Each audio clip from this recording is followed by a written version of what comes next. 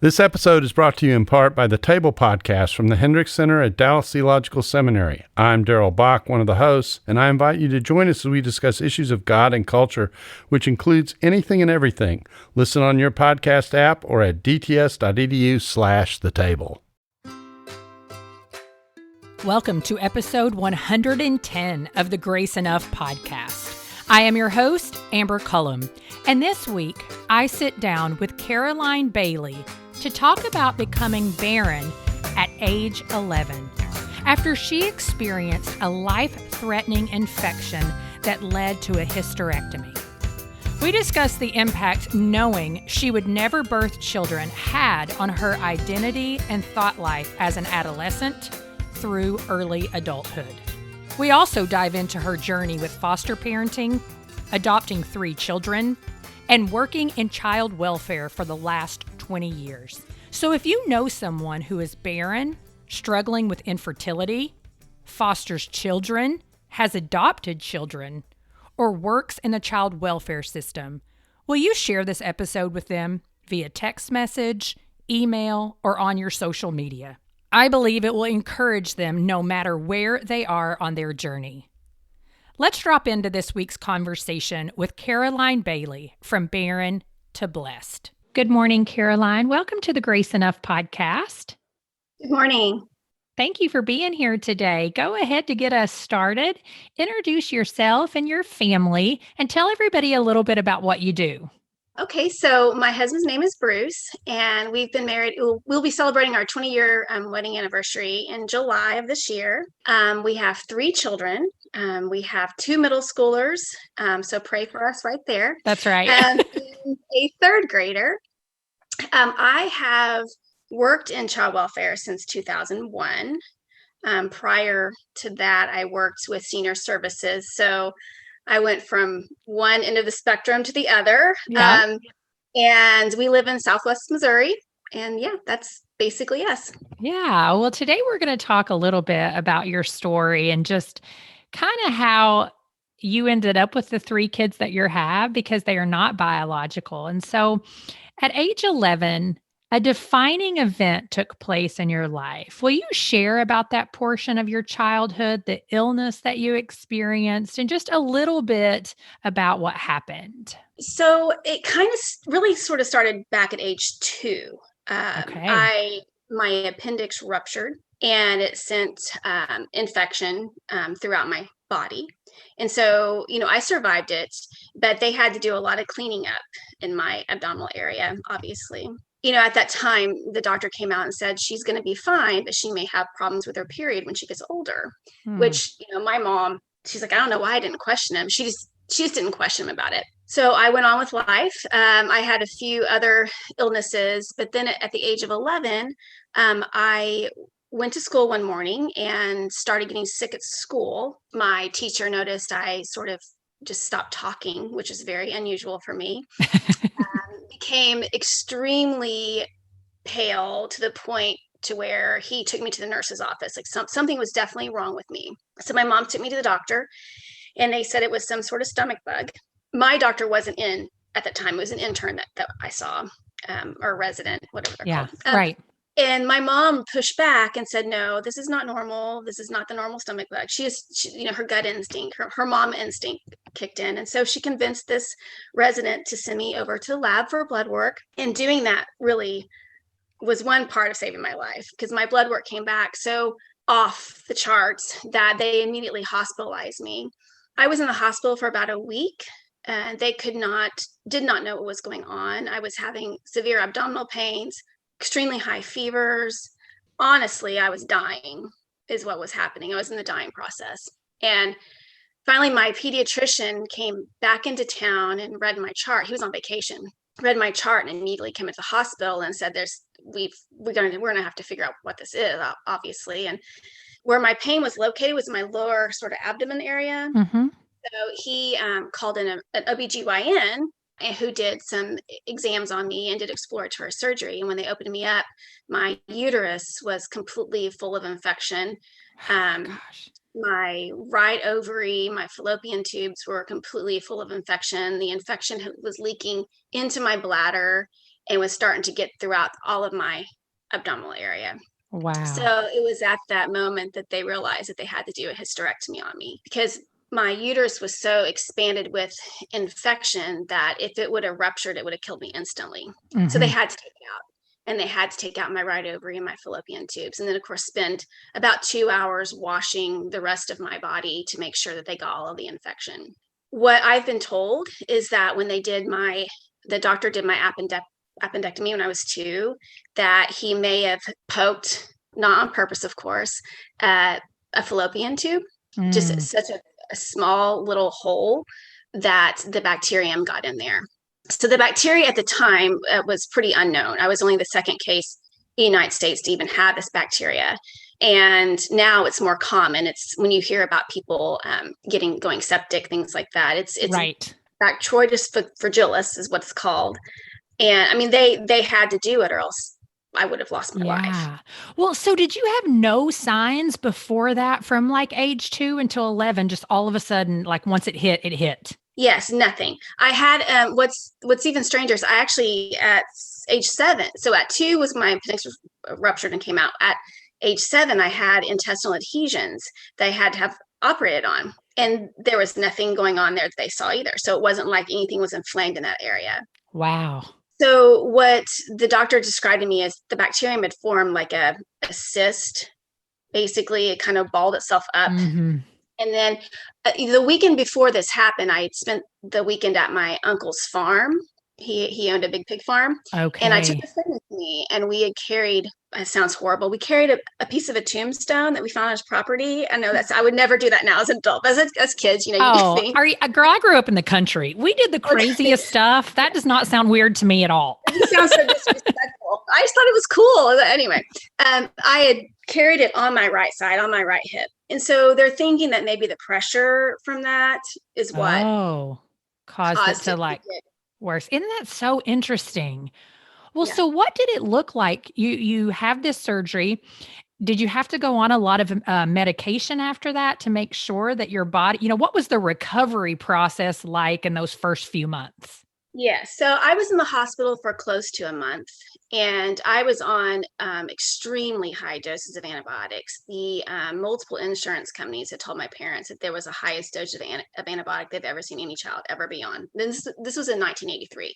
So Right. mind you, keep in context to the time period this was in. So I was in the hospital for close to a month, and then my recovery from the hospital was at home for another, so probably, see, it would have been 6 to 9 weeks, maybe. So I Okay. pretty much missed the first half of the school year of my Oh, 6th grade year. Yeah, I had to go to the doctor, to the OBGYN, like all of the time. I had to be on medications. He had to check to make sure that I was okay. They had warned my parents that they think that they got it all, but they weren't sure. And so at any point it could come back. Yeah, I mean, I had lost a lot of weight.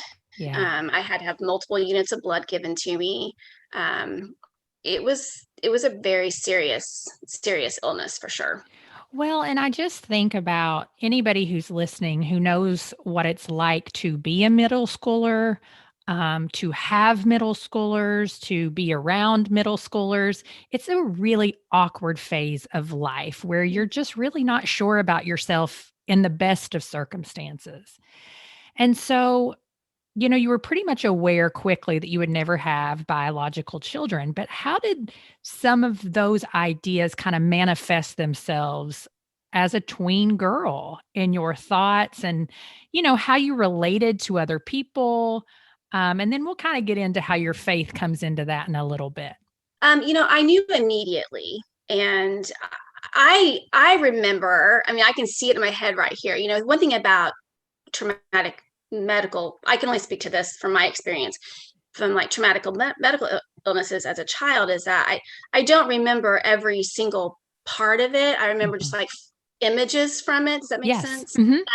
So my doctor, who is still my doctor, by the way, and yeah, and my dad were standing over me, and they said, you will always be able to make love, but you'll never be able to have children. Which I Wow. know seems like a really strange thing to say to an 11-year-old. But again, the context, 1983. And Yeah. I wasn't 5, I was 11. We were learning about stuff like that in school Yeah. anyway. And so I knew from the very minute I woke up from surgery that I couldn't have kids.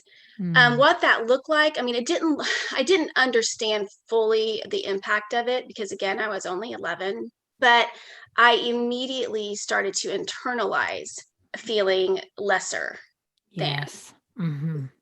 You wouldn't have known that about me if you knew me back then, because as soon as I was cleared and healthy enough, I was a competitive dancer. I got back to dancing. I performed in theater productions, went on to middle school. I was a cheerleader. Like I was very outgoing. I made good grades. Like you would not know how much I was really struggling internally, which I think a lot of middle schoolers are, you know. Yes. I know it's Uh, hard to know like how much of that is from what you experienced and how much of that is you would have struggled anyways. It just may have looked different. Yeah. I think for me, even if it was normal, which I'm sure some of it was, I think though I connected it to the fact that I couldn't have kids. Absolutely. So what that looked like was, well, God must have left me on this from this miracle because he knew I'd make a Mm. bad mom. Or Oh, maybe I should have been born a boy. It's completely focused on I must have done something wrong yeah. because up until this point, other than a few hiccups health wise, I had a great childhood. I Yeah. mean, my parents have been married for over 50 years, Yeah. was in dancing and had a lot of friends and active, and so this was so completely out of the blue for this to happen, which I know a lot of people say that about a lot of illnesses. But so for me as an adolescent, it just, I knew I was going to have to face it eventually, but Right. I just kept pushing it down. I just kept pushing it down, you know. Well, and did you grew up in a healthy family? Was it a family of faith? Were your parents Christians? I mean, how was God in the picture of your life at that time in middle school? So I did grow up in a Christian family, and my dad, he was also a professional fisherman, so he was gone a lot on the weekends. Hmm. So really, it's just my mom and I going to church. But my parents were not the type that was like every time the doors open, we're there, you Right. know. Hmm. And they were pretty open minded about a lot of things. So definitely grew up with a strong faith, but I was not part of a really super fundamental family. I was allowed to express myself, to question things. So Um, great. Yes. And I had accepted Jesus at the age of 9, um, Okay. and was baptized. And I just had this like super, lovey dovey feeling about him, about Hmm. God until my hysterectomy. And then all of a sudden Mm. became, oh, wait a minute, you know, The wrestling begins. why did I fall out of his favor? And I remember thinking Mm. things like, well, maybe God doesn't love me as much as I thought he did. Oh, yeah. So, and I think my family struggled with that as well. I can tell you, we did not go to church as much after that. Hmm. Some of that too is because my mom was also hearing things from people that did not soothe her soul. And really, not too many people from the church reached out to her at that time either. It was just so awkward, I think is the word to use, that people did not know what to say to a parent whose daughter had just had a hysterectomy when she was 11. I hadn't even started my period yet. It's so interesting because speaking of back in the 80s, I'd like to say that I feel like we've come farther in our communication ability. Like we don't look at people like they have a scarlet letter on them when something Yeah. happens to them, particularly something that's completely out of their control. Would you say that you agree with that, that people in general can just talk about things more openly than they could then? Definitely, especially the topic of infertility and adoption. Yes. Yeah. I mean, I'm still often shocked sometimes what people will say. I'm like, why would you say it like that? But yeah, I asked my mom, why did you not ever talk about it? And she said, because no one ever asked me. And I thought, oh. See, so see, I'm gonna be emotional because that kills me, because Yeah. I know the pain that I went through. So knowing that my mom went through that pain too is really sad to me. Right. And my dad just had a lot of anger. He was just angry. That it Um, happened. yeah, because he couldn't protect. Right. Normal human emotions that we go through, but it really is so helpful to have another person who's maybe strong in their faith to help you wrestle through some of that so that you're not necessarily ascribing this to God's lack of love or concern for you. Right. Yeah. And my dad, he's a fixer. So he was like, he would probably admit this today. He just wanted to get back at someone. If a doctor did this to me, he wanted to sue him. It was just like, he just wanted like an ending to it. But, as a family, we did go on. We didn't really ever talk about it ever. Wow. Not until I was like 21 years old.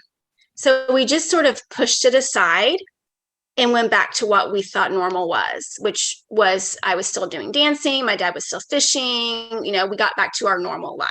Yeah. And in some respects, I appreciate that more than anything. Right.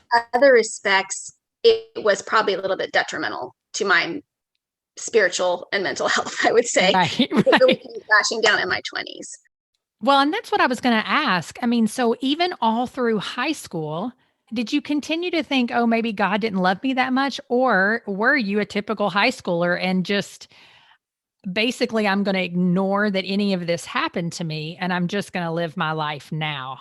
What did that look like until it came crashing down in your 20s? Yeah. So I was very much a typical high schooler in the sense that I was outgoing. I had, social life was really important. I had friends. I liked to see what the newest fashion trends were, good hair, all of it. It was the 80s, right? But I think there was kind of like two sides to me. That was the side that I think I sort of thought the world expected of me. Yeah. My nickname when I was young was a little trooper. And that's what you're just a little trooper. And they would say that to me every time I had to go to the hospital, or you're just a little trooper. So in my head, I'm like, well, I'm a little trooper. I'm just going to be strong because that's what I have to be, is strong. Yeah. So I did all the stuff in high school that kids in the 80s do. I went out, had friends, went to dances, all that stuff. But I really thought I would never be loved by someone. Like who would want a wife that couldn't have babies, Yeah. So, and things, now you understand, no one ever said this to me. These were just thoughts that I think our own worst enemy are sometimes is our own flesh, and the lies that we speak over ourselves are very, very dangerous. Yes. And and I think there's so much spiritual warfare that goes on with that as well. Absolutely. I know I feel like I should call that for what it is, because I know the words I said to myself are not ones that come from God. They came from God. That's right. That's right. So most people I went to high school with did not know. I went to a pretty large high school for where we lived. But most people did not know. Few of my friends knew, but a lot of people did not know. As a matter of fact, as I started blogging about it, being on social media about it, I have had friends from high school be like, I had no idea. Like, you had gone through all this, It's like I always had to have a plan. I wanted to be in control. Like I couldn't control that part of my life. So I had to control what I could be in control of, which was you're going to go to college, you're going to get a job, you're going to be independent. You're probably not going to get married anyway. So you need to be able to take care of yourself. Like it was sort of that tunnel vision to not even focus on anything else. Well, so what happened in your 20s? What do you think really triggered everything to come crashing down for you? Did you meet your husband then? Yes. Gosh, the 20s, it was in the early 90s, which was a fantastic time period and decade. I would go back. I think I would go back to that time period again, but I think I would too, friend. Especially right now, right? It'd be nice to go back there for a little while. I started having friends from high school that were getting married, and so I was starting to get wedding invitations in the mail, baby announcements, baby shower invitations in the mail. I also, at age 20, on my 20th birthday, lost my left ovary, my sole survivor ovary to a cyst, had to be removed. So I had to start on hormone replacement therapy. Mm-hmm. So it was just, again, this reminder of like, well, you're not even female. I mean, you have to have a hormone to, keep you female. And again, this is in my mind. I'm thinking this, right? So it was a combination of that experience, plus just my friends getting married, having babies. It was like every time I got something in the mail about it, it was just a reminder of what I couldn't have. Mm. And I know that seems really selfish to think that way, but that's just the reality. That's just how I felt. Like, well, Yeah. and I worked part-time when I was in college, and I was at my desk. I was a mail clerk, and I was at my desk, and I was just sitting there, and everything just came crashing in. I mean, literally had an emotional breakdown. And I went to my supervisor, who thankfully knew me growing up some. So she kind of knew a little bit of my history. And I said, I need to call my parents and come pick me up. And she's like, okay. She let me go right then. And I Wow. got in the car, and I just had a total breakdown. And my mom and dad said, we have been waiting for this moment for 10 years. Wow. And so we all sat there together and cried in the car, and talked about it and stuff. And, once I kind of had that experience, I started talking with him more about it. After I got that out, I shoved it back down in again, and I stopped talking about it, because then I need to focus back on school and all that. But I could tell, like, each year in my 20s, as I was getting older, it was getting harder. I really just needed to know why, like, what was going to be the outcome of this. I'm not really a black and white thinker. I definitely think more in the gray on a lot of subjects. But for this in particular issue, I needed to know a concrete answer. Why was this for my life, kind of deal? Yeah. And I had been in a few relationships, but nothing serious, and definitely nothing very healthy. This is where it gets kind of shady, not in a bad way. It's kind of interesting. I actually met my husband because I was dating one of his friends. So I met him. We start off as friends, and I would say things to him like, well, this guy I was dating at the time broke up with me, and I said to my now husband, I don't understand what is wrong with me. And he's like, there's nothing wrong with you. You just deserve better. So I kept him around as a friend, because he was a great guy as a friend, right? And then the more that I got to know him and stuff, the more that we realized we were in love with each other. And kind of how I knew was, I had told him that that I had dreams growing up, that I was at my walking down the aisle, and to get married, and my husband walks away and says, I'm sorry, I can't do this. I can't marry someone who can't have a baby. So he knew. Yeah, he knew. Yeah, because I was friends with them, and he was like the only guy I could really talk to about it. Yeah.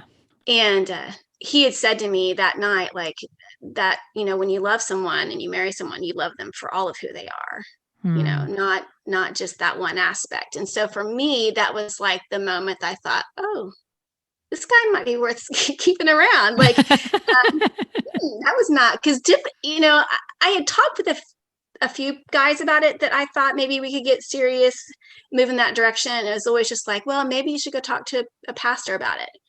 Well, it was always like they dismissed it. And my husband, he didn't mind talking about it. At this point, are you still wrestling with God? Is he still very much a part of your life? Like, where is your faith at this point?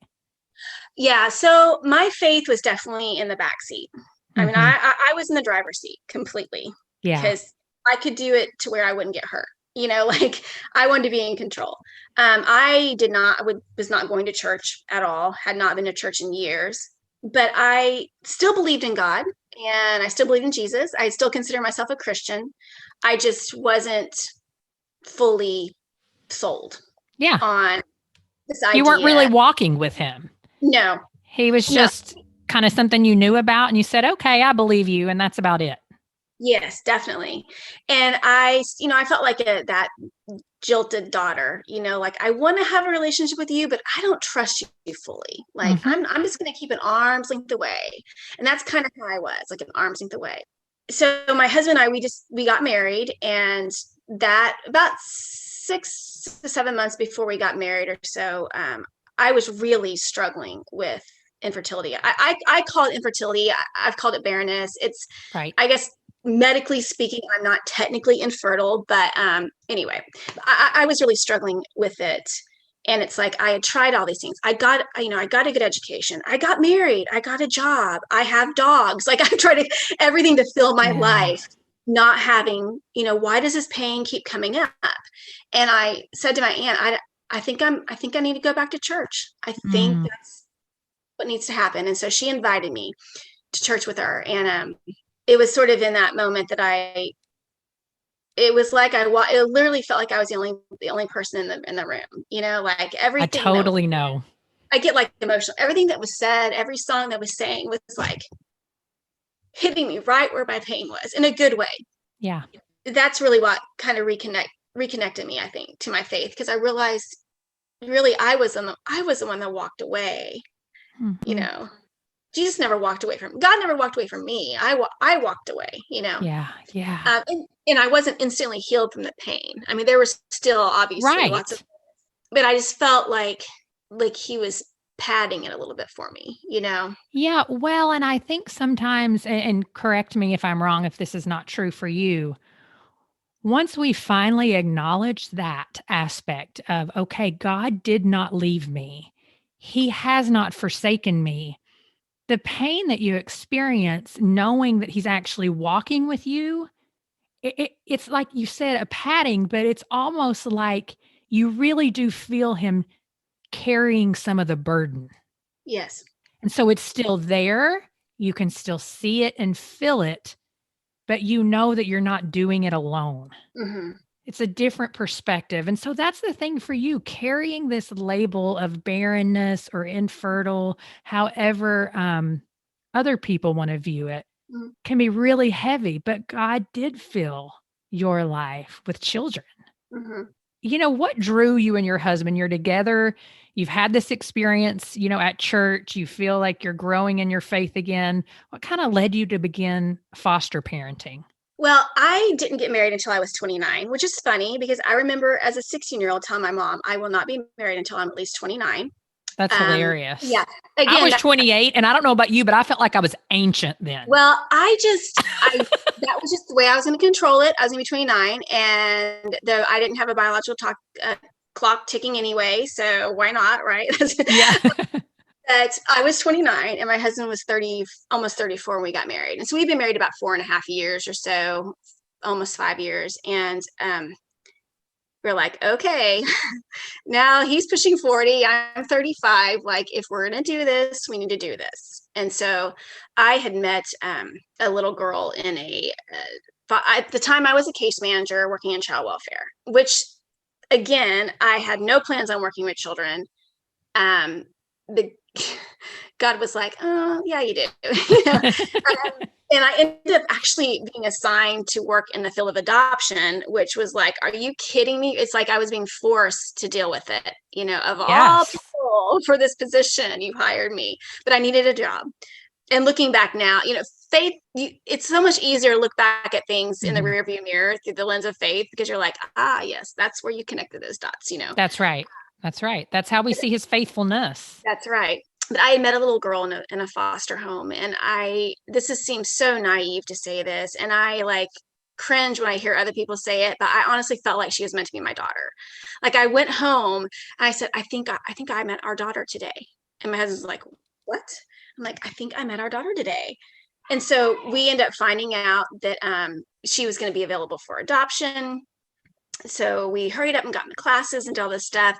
And then about 5 or so months into our process, she ended up being placed into another family for adoption. And everything just came crushing down on me like, okay, God, thank you for pulling the rug out for me again. I finally got brave enough to sign up for these classes, and then this happened. But that's okay. We ended up continuing the process, and we got a call about a baby that needed a home. So for us, it was just more of it was a combination of things, just talking about it forever. Oh gosh, are we going to do this? Are we going to do this? And then finally deciding to do it. And then me meeting this little girl that really kind of pushed us to that point of saying, Right. yeah, we're going to do it. Yeah. And so the little girl was placed with you, right? No, she was not. She was in a home that she's in a foster home that I had worked in before. Okay. With my job. Yeah. And so then who did end up? I mean, eventually you ended up fostering 2 children, correct? Mm-hmm. Yeah. And did they come to you as babies? They did, yeah. So we were licensed. The day that we got licensed as a foster home, we got a call about our now oldest son. And it was one of those, hey, this is so-and-so from the state of Missouri. We have a baby in the hospital. Could you be available today if the judge brings this child in? So we're like, sure, it wasn't that easy of an answer. I mean, we knew he wanted to do it, but it was more like, sure. Oh, yes. And it was 4:30, 4:45. He calls back, can you be at the hospital within about 20 minutes? So we went from being like, never been parents to, especially a newborn, to driving to the hospital to get a newborn baby and bring him home, which is extremely surreal experience.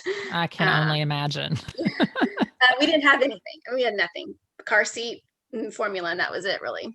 But we fostered him for close to 2 years before we were able to adopt. And that in itself was such a wonderful experience, working with his biological mom and really seeing the whole picture, which I had known. Working in child welfare, I knew that reunification is the number one goal, and I totally respected that goal. And and we wanted that. It's one of those things where it's heartbreaking because you just don't know, and you can't help but get attached. You need to get attached for the child's sake. That's right. So you're constantly on this roller coaster of emotion. Like, I want her to get her life together. Oh my gosh, I love this child so much. But I want her to get her life together. But I love this child so much. But about 3 months into that process, I was literally crying and praying in front of his crib whenever he was sleeping in his crib. And I just said to God, your will, not mine. Yeah. And I feel like the Lord answered me with the words, this is not about you, Caroline. Yeah. This isn't about you. So with sort of that experience of fostering, that's also when I started thinking about my medical history of barrenness, thinking, I grew up thinking, why me? Why me? Why me? Why me? And then once I started fostering and seeing the impact we had on this other family and this child, I realized, why not me? Yes. Why not me? So we were able to adopt him. He is now 14. He'll be 15 this year, and it's killing me. It's just killing me. He's like my first baby. I mean, I love my other 2 kids, but no, listen, mine's only 10, my oldest. And I mean, Sam, my husband, will say, you almost have him out the door already. And I'm like, because he doesn't even hug me as me. I mean, like, I know. Oh, and I'm super close with my oldest son.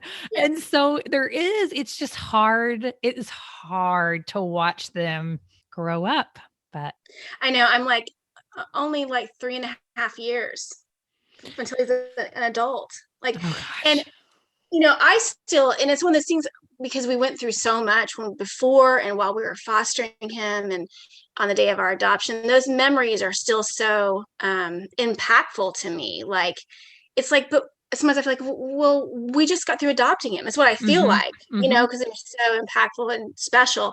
But then, he'll be able to drive soon. I know. Well, and that's the funny thing we say too. We're like, remember when you thought only the old people looked at you and said, oh, treasure these moments. They go by fast. And now I'm like, oh my gosh, we're the old people, because now we're like, enjoy those toddler years. Like, I know. Well, and so your middle, you have 3 kids. And so how did you end up adopting the other 2? Yeah. So we kind of went on hold for about 6 months after our experience with our oldest son, after adoption, just all of it. We just needed to breathe and be what I would say as normal as a foster family can feel. And so we did respite a couple times, where you just help out another family by watching another kid for them. And around about 2 weeks before Christmas, he was almost 3. Came to us and said, Santa Claus is going to bring us a baby girl Santa Claus is going to bring me a baby sister for Christmas. Oh my goodness. I was like, oh, sweetie, I don't think Santa Claus can do that this year.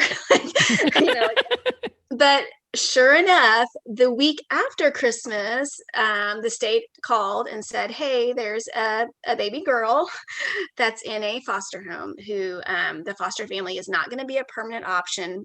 We are looking for more of a permanent placement for this child. Wow. So, he's a little prophet. I know.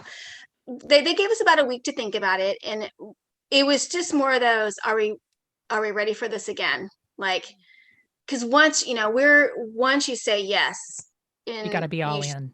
You got to be all in. And plus our extended family, they were all just like, oh no, we don't know if we're ready for this again. Because they all fell in love with our oldest son. And absolutely. That's something that fostering, I hope more people realize, is it's not just the foster family's hearts that get broken sometimes in it.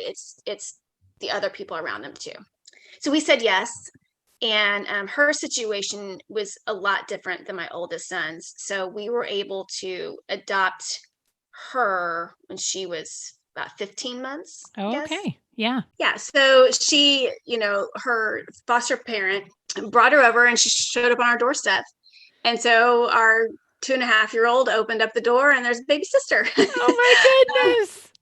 Again, very surreal. And so we were like, okay, now we have a baby girl in our house.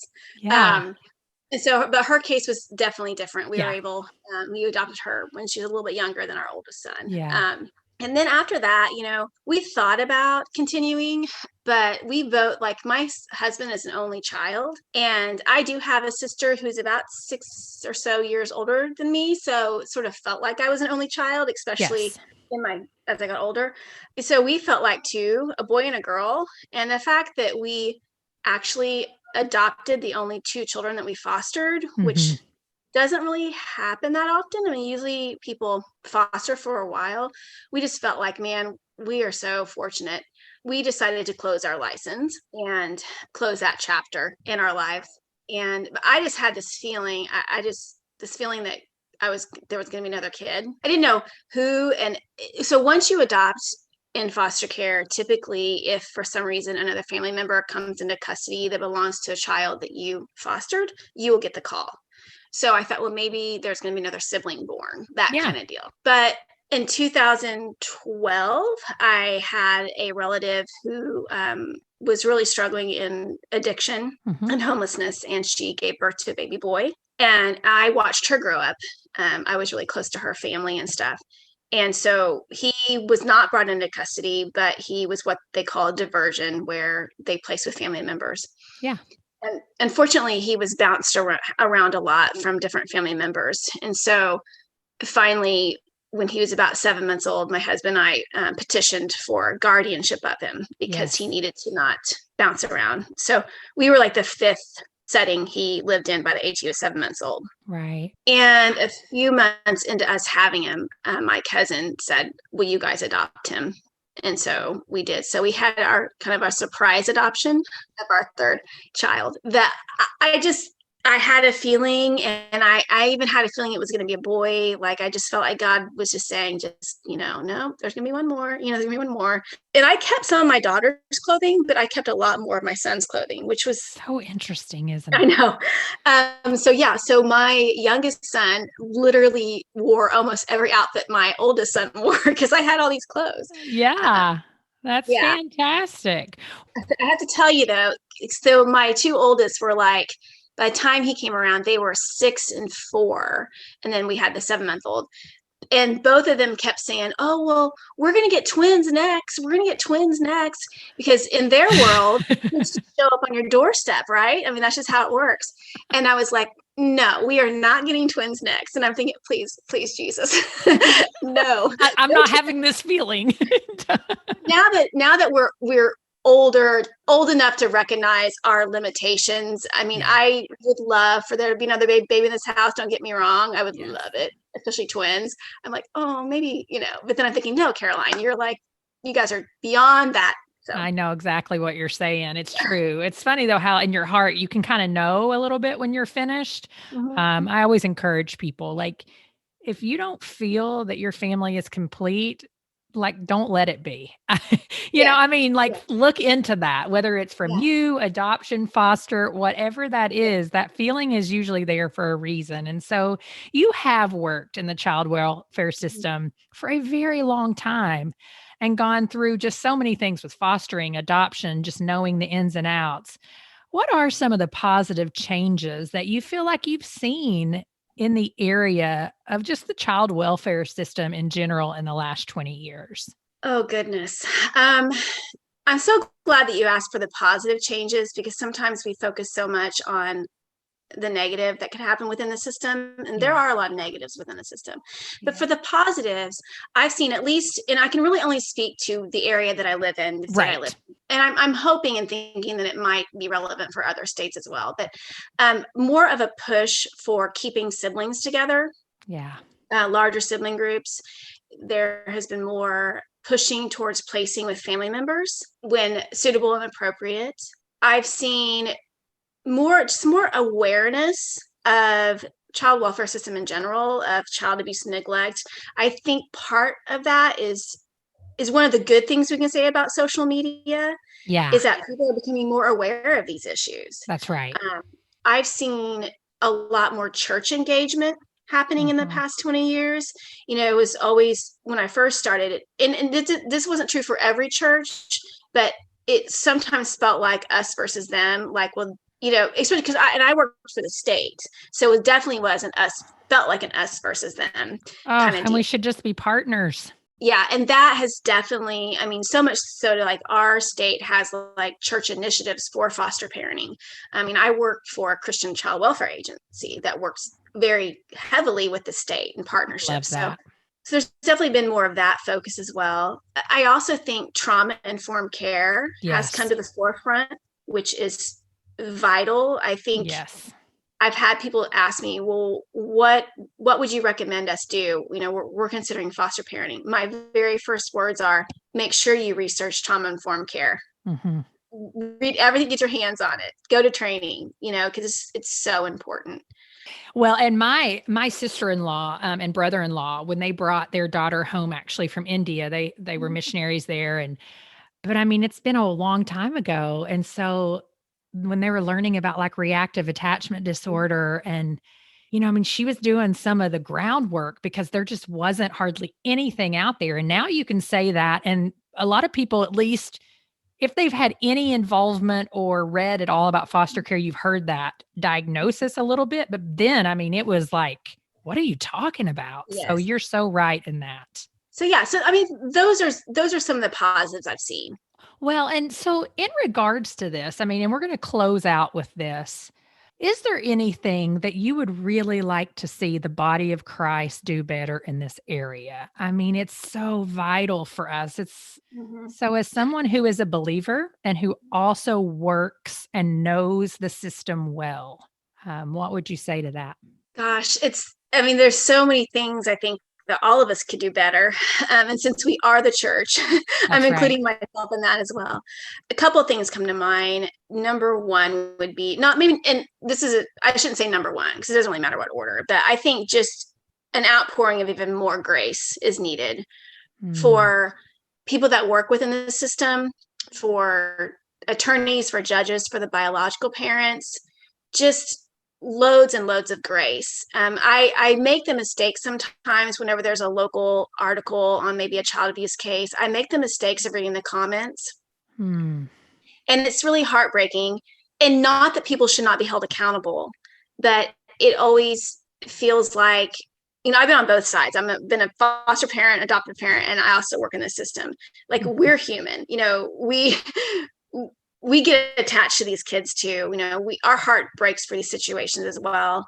So I think just the outpouring of grace towards people that work within the system and praying for people in the system. It's a tough field to work in. I don't know how I've made it for 20 years. I think I've just gotten past that point to where I can do it now, So definitely grace. Also, so the word orphan is biblical. I don't think there's anything wrong with that word. However, I do think maybe taking what we might call an orphan ministry in our churches and evolving that to the point to where that actually includes at-risk intact families. I love that. Where that includes working, mentoring, ministering to birth parents whose children are in custody, where that includes bringing older youth who are in the system who maybe have some struggles, probably do have some struggles, and maybe they don't fit the mold of what you expect them to be, but bring them to the table, start working with them. So it's sort of an expansion of orphan care, because it feels like sometimes when people call and they're like, well, I'm part of an orphan ministry team and we want to help people adopt. It's like, that's the only focus is on adoption. And trust me, I love adoption. Clearly, I love adoption. Right. But that should not be our goal. No. So in those areas, I can see a greater need for the church to get involved. Well, and I want to ask you only because I just interviewed someone recently who in our area, and I know it's a national thing, but it's not maybe in every single state or location, but Safe Families is an organization where I just interviewed the director of our Raleigh area, because I feel like they're doing what you're talking about in the sense of it's an at-risk family that comes to them. And so, you have a family that would be, I'm going to take on this child for just a couple of weeks while maybe this person is trying to, get a job, or they're trying to secure a place to live or whatever. So that's one thing. So I don't know if you've heard of Safe Families, but in our area, it feels like they're doing amazing work. Yeah. And we're definitely seeing that more innovative thinking about it, more programs that are offered, better community support. I know it's very cliche to say it, but it absolutely takes a village. It does. And as far as being trauma informed, I think trauma informed care belongs in every school system and every courthouse, even ones that deal with adults, because trauma can be in childhood, and it is in childhood, and that goes into our adulthood. That's right. I mean, there's a lot of us who need to basically work back through that trauma, and now they're adults, and it's just continuing the cycle. So that's a good perspective. Yeah. So I think for the church, to recognize that, yes, you are called to do this. And if you say, and I've actually said this to somebody before in a nice way, I said, if you say that you're going to call foster parenting a ministry, then you need to act like Jesus. Oh, wow.